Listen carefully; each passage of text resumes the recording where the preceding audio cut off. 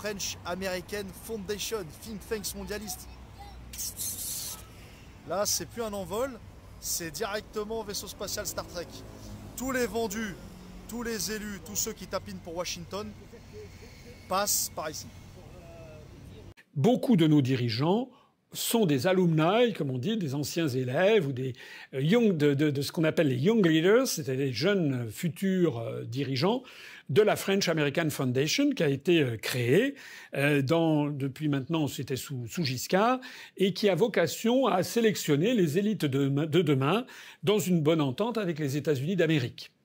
Et de fait, lorsqu'on prend la liste d'un certain nombre de dirigeants politiques français qui font partie de la qui ont été des young leaders sélectionnés par la French American Foundation, on ne peut qu'être assez stupéfait de constater qu'il y a François Hollande parmi les young leaders, Emmanuel Macron, Pierre Moscovici, Édouard Philippe, Alain Juppé, Nathalie Kosciusko-Morizet, Alain Minc, Arnaud Montebourg, Valérie Pécresse, Marisol Touraine, Najat Vallaud-Belkacem, Cédric Villani, Laurent Wauquiez, et j'en passe. Sans parler d'ailleurs d'un certain nombre de journalistes, notamment je parlais de Bernard Guetta tout à l'heure, mais également Laurent Geoffrin, actuellement à la tête de Libération.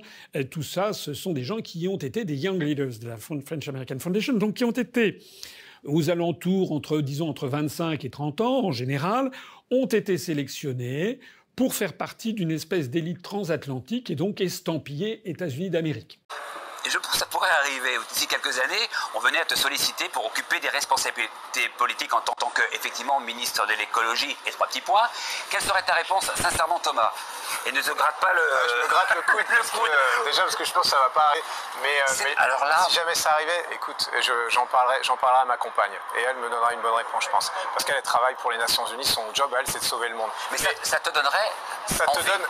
de faire des choses, puisque toi, tu as un vrai discours. Et là, c'est pas un discours uniquement de facettes, c'est un discours avec de la profondeur et une vraie légitimité. Je me dis, attends, on te donne les moyens d'agir. Tu peux pas refuser.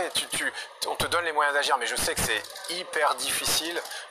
Tu vois, Nicolas Hulot, la manière dont ça s'est passé, ou d'autres, je sais que c'est difficile, que tu laisses énormément de plumes, mais je pense que c'est difficile de refuser, ouais.